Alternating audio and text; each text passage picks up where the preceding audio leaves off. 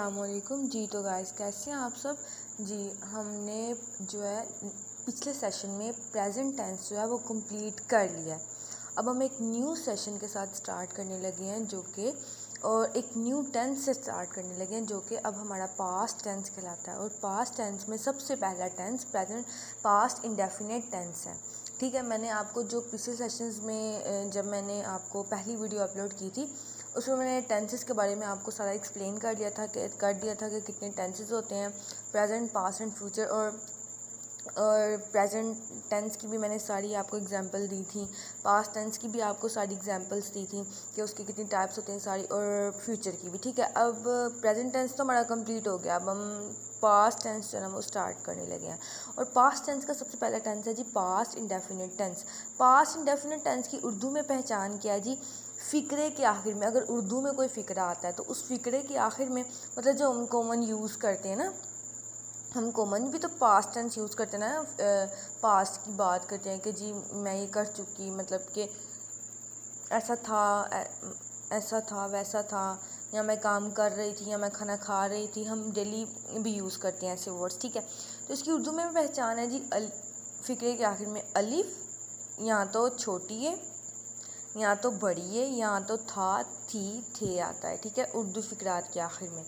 अच्छा, अब हम इसके सिंपल सेंटेंसेस की बात करते हैं, मतलब जिसमें नहीं और नेगेटिव और इंटेरोगेटिव नहीं होता, मतलब जो सिंपल सेंटेंसेस होते हैं हम सबसे पहले ना उनकी बात करने लगे हैं। अब देखें, सिंपल सेंटेंसेस में जो सिंगुलर सब्जेक्ट स्ट्रक्चर है हम सबसे पहले उसकी बात करते हैं। मतलब मैंने आपको बताया था पिछले सेशन में कि सिंगुलर सब्जेक्ट्स कौन से होते हैं और प्लूरल सब्जेक्ट्स कौन से होते हैं। हम सबसे पहले सिंगुलर सब्जेक्ट्स के स्ट्रक्चर की बात करेंगे। सिंगुलर सब्जेक्ट्स का स्ट्रक्चर क्या है जी? ही, शी, इट, दिस, या कोई सिंगल नेम, इसको क्या बोलते हैं जी? ये सिंगुलर सब्जेक्ट्स हैं। सबसे पहले तो हमें पता होना चाहिए कि सिंगुलर सब्जेक्ट्स कौन कौन से हैं, ही, शी, इट, दिस, या सिंगल नाम, सिंगल नेम। उसके बाद अगर स्ट्रक्चर की बात हम करते हैं तो स्ट्रक्चर क्या है जी? सिंपल सेंटेंस का स्ट्रक्चर क्या है जी? पहले सिंगुलर सब्जेक्ट लगाना है, और सिंगुलर सब्जेक्ट मैंने आपको एक्सप्लेन कर चुकी हूँ कि कौन कौन से होते हैं, ही, शी, इट, दिस, या कोई सिंगल नाम।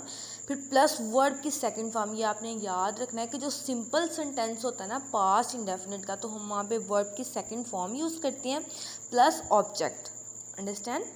उसके बाद अगर हम इसको एग्जाम्पल से एक्सप्लेन करना चाहें तो हम एग्जाम्पल से एक्सप्लेन कर लेते हैं कि जैसे हामिद ने इनाम हासिल किया।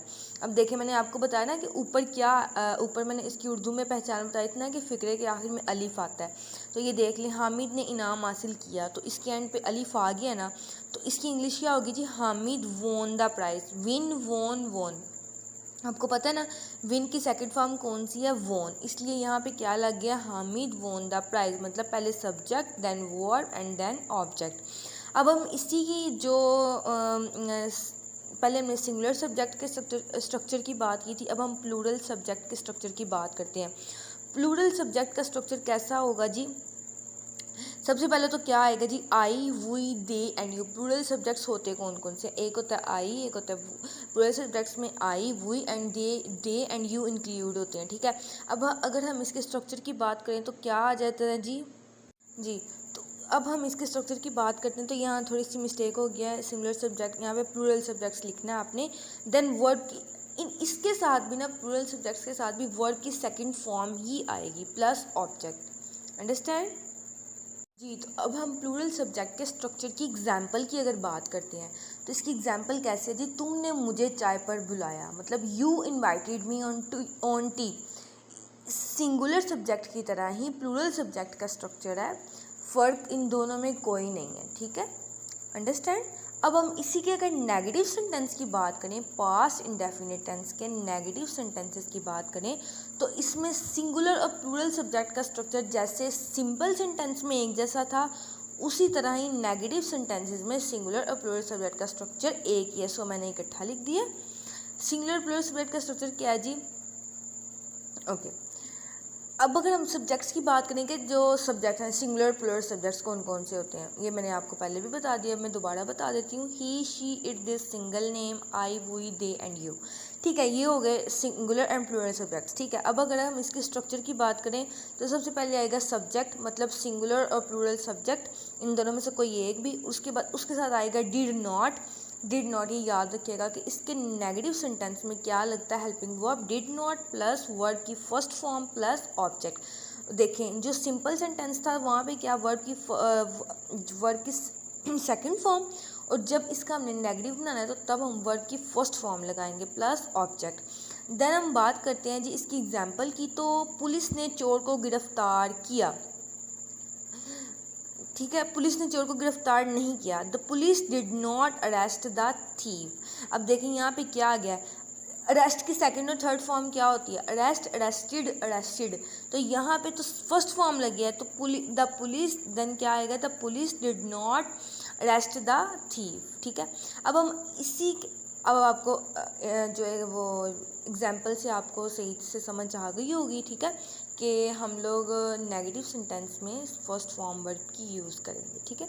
अब हम इसके इंटेरोगेटिव सेंटेंस के स्ट्रक्चर की अगर बात करें तो इंटेरोगेटिव सेंटेंस के स्ट्रक्चर सबसे पहले तो सिंगुलर और प्लूरल सब्जेक्ट स्ट्रक्चर, मतलब कि क्या आता है आपको पहले भी मैंने जो पिछले सेशंस हैं उसमें प्रेजेंट टेंस में बता चुकी हूँ कि जी सिंगुलर और प्लूरल सब्जेक्ट स्ट्रक्चर कैसा होता है जी। इसके सेंटेंस के स्टार्ट में तो फर्स्ट ऑफ ऑल आता है जी डिड प्लस सिंगुलर और plural subjects, as you know कि मतलब कि singular plural subject plus verb की फर्स्ट फॉर्म। इसमें भी ये भी नेगेटिव सेंटेंस के स्ट्रक्चर की तरह है कि जी वर्ब की फर्स्ट फॉर्म आएगी प्लस ऑब्जेक्ट, ठीक है। बस ये आपने माइंड में रखना है कि पास्ट इंडेफिनिट टेंस में जो सिंपल है उसमें सिंपल सेंटेंस है उसमें फर्स्ट फॉर्म सेकंड फॉर्म, और जो नेगेटिव और इंटेरोगेटिव है उसमें फर्स्ट फॉर्म और हेल्पिंग वर्ब कौन सा लगेगा, डिड।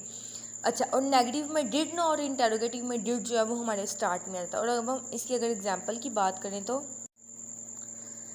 जी, अब हम अगर इसकी एग्जांपल की बात करें तो आता है जी क्या तुमने झूठ बोला, डिड यू टेल अ लाई। देखें अब डिड कहाँ आ गया जी, स्टार्ट में डिड यू टेल अ लाई। और देखो टेल की सेकंड और थर्ड फॉर्म क्या होती है, टोल्ड, लेकिन मैंने यहाँ पे क्या लगाई है, टेल, क्योंकि हमने इसके स्ट्रक्चर में पढ़ा है कि इंटेरोगेटिव और नेगेटिव में हमेशा वर्ब की फर्स्ट फॉर्म आएगी। और बाकी जी हम यहाँ पे हमारा पास्ट इंडेफिनिट टेंस जो है वो ख़त्म होता है। और नेक्स्ट हम इंशाल्लाह ताला पास्ट कंटिन्यूस जितने भी टेंसेज हैं, ग्रामर जो है हम इस सेशन में ग्रामर की पूरे जो टेंसेस हैं present, past and future tense, उन सब की वीडियोस अपलोड करती रहूँगी। उसके साथ मैं आपको जब ये ख़त्म हो जाएंगे उसके बाद मैं आपको पैसिव और डायरेक्ट इनडायरेक्ट फिर मैं आपको इंग्लिश ग्रामर के यूजेस भी समझाऊंगी। और होप सो आप हमारे साथ रहिएगा और मैं आपको जो है ना सारी वीडियोस बहुत अच्छे से एक्सप्लेन करूँगी इंशाल्लाह ताला। और बाकी अगर आपको किसी भी कोई भी क्वेश्चन करना है या किसी भी चीज़ की समझ नहीं आ रही तो आप मुझे कमेंट सेक्शन में बता सकते हैं, तो मैं वो उस प्रॉब्लम को ज़रूर सॉल्व करूँगी, ठीक है। और बाकी ये है कि अगर आप मेरी दूसरी वीडियोस देखना चाहते हैं तो उसका जो लिंक है वो डिस्क्रिप्शन में मैं बता देती हूँ, आप वहाँ पर जाके वो वीडियोज़ देख सकते हैं। और अगर आपको कोई भी किसी भी किस्म की कन्फ्यूजन है उन वीडियोज़ में तो आप मुझे कमेंट सेक्शन में बता सकते हैं, तो मैं आपको ज़रूर इंशाल्लाह ताला जो आपको रिप्लाई करूँगी। और बाकी ये है कि आप इस वीडियो को लाइक करें, शेयर करें एंड कमेंट करें, ठीक है। थैंक यू सो मच, अल्लाह हाफिज़।